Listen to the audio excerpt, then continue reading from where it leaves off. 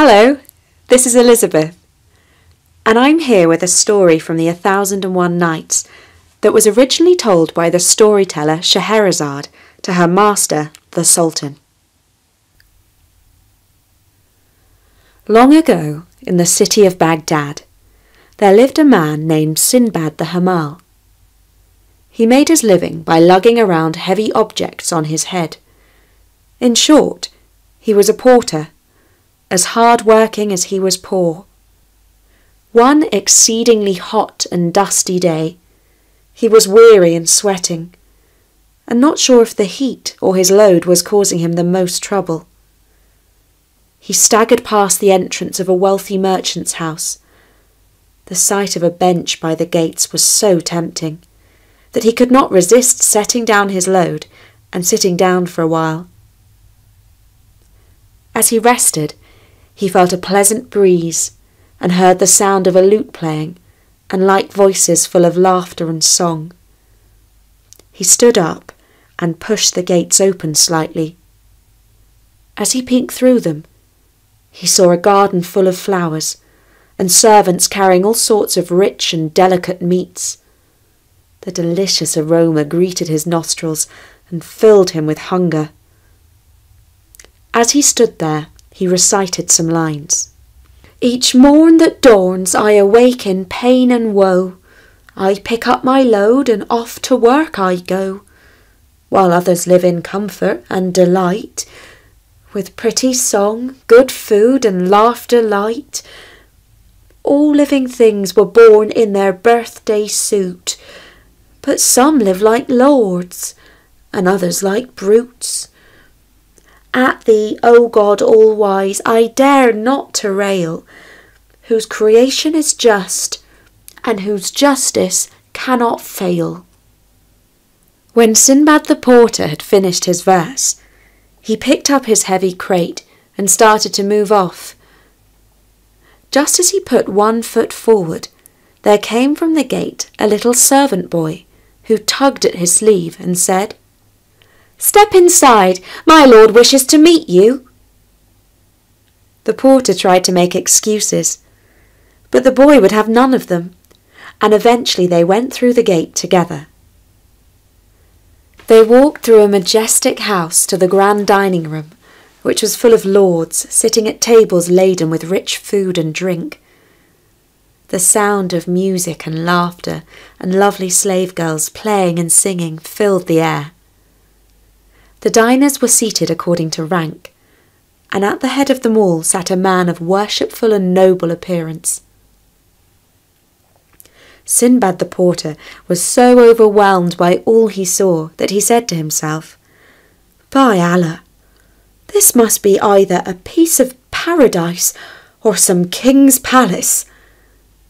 He bowed down and kissed the ground. The master of the house bid him to stand up. Servants placed food before him, and the porter, after saying his bismillah, ate his fill, after which he exclaimed, "Praised be Allah for your generosity, my lord." His host replied, "You are most welcome, and may your day be blessed. But tell me, what is your name, and what do you do all day?" "Oh, my lord, my name is Sinbad the Hamal, and I carry folks' goods on my head for hire." The master of the house smiled and said, "Now, if you will be so kind, let me hear those verses that you recited outside the gate of my house." The porter blushed, because he did not wish to repeat the lines about injustice among such wealthy and fortunate company. "By Allah, excuse me," he exclaimed. "Poverty and hardship have given me boorish ways." "Tish, tish, do not be ashamed," said the Lord, "but say them again, for they pleased me when I heard you speak them at the gate." The porter duly recited the lines, and the merchant slapped his back affectionately and said, "No one ever spoke a truer word.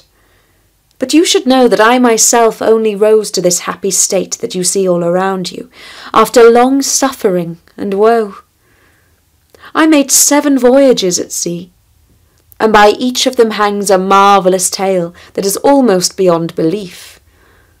If you have time, I shall tell you the first of these tales, so that you can better understand what pain I endured in my early days. All this happened because of fate, for no one can escape destiny. And this is the tale of the first voyage of Sinbad the sailor. My father was a merchant, a successful man of trade, who left me not short of wealth and comfort. I was young and headstrong and foolish, and I ate and drank and played, thinking that I'd continue that way for all my days. And then one day I awoke and found that the money was almost gone.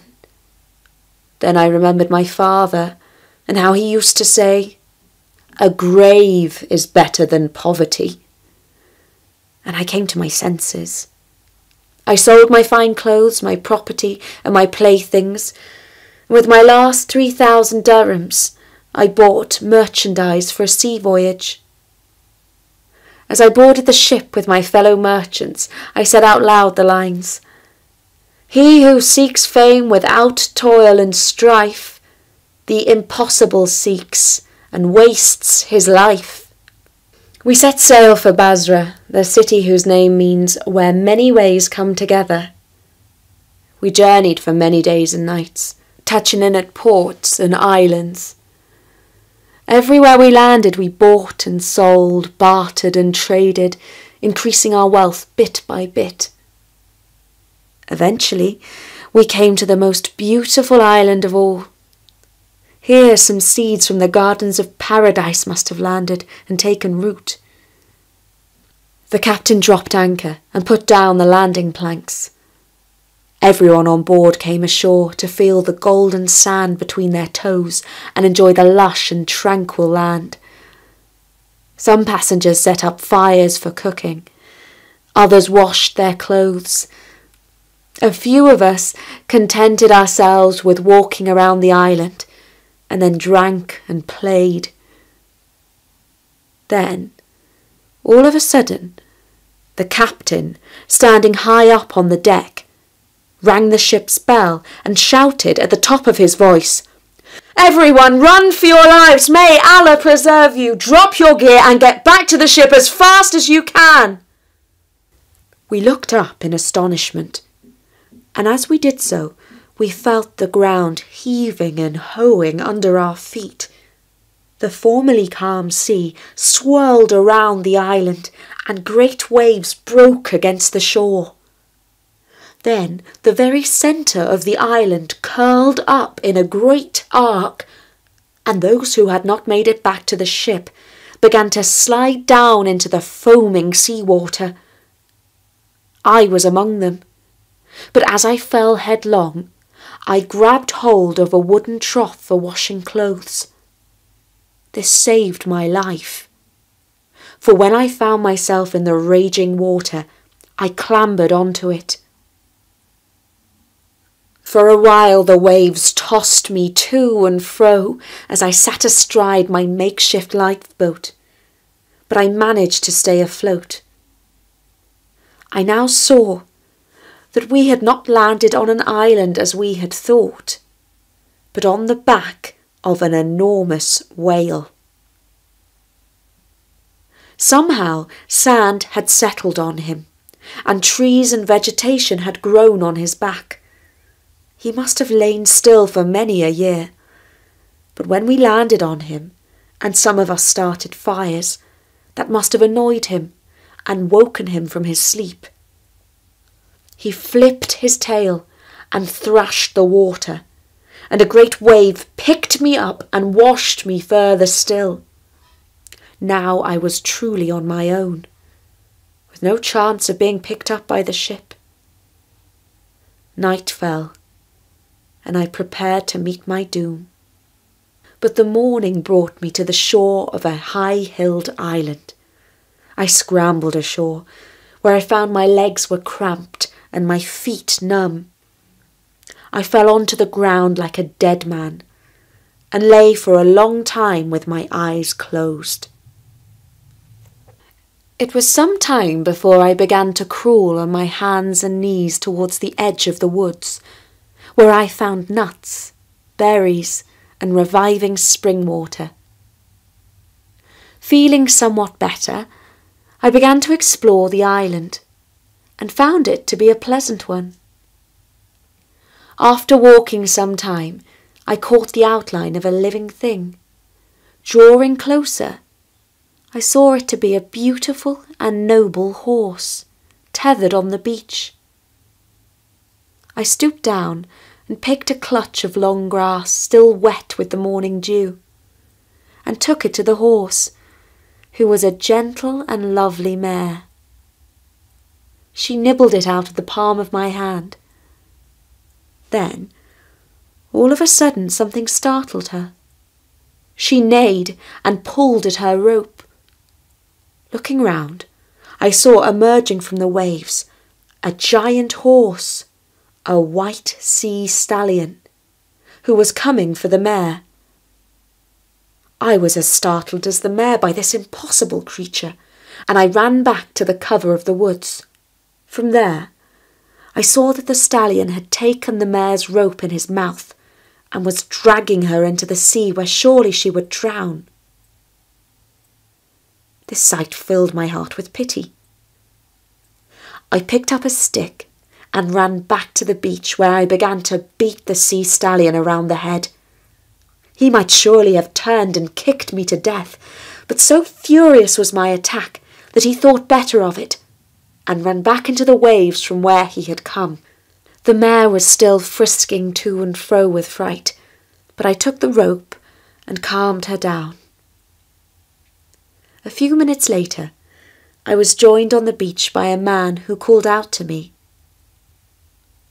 "Who are you, and where are you from?"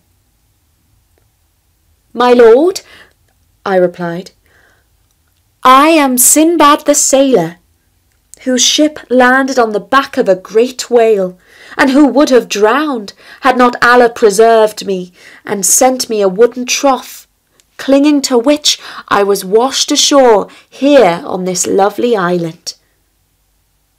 And now I've told you who I am. Please return the favour and tell me who you are." He replied, "I am one of the king's grooms, and I look after his favourite mare, whom you just saved from being dragged into the sea and drowned by the sea stallion." And this encounter proved to be my great fortune, for the groom led me to the capital city and the palace. Here I had the honour of meeting King Mirjan, and when I told him my story, he marvelled and said,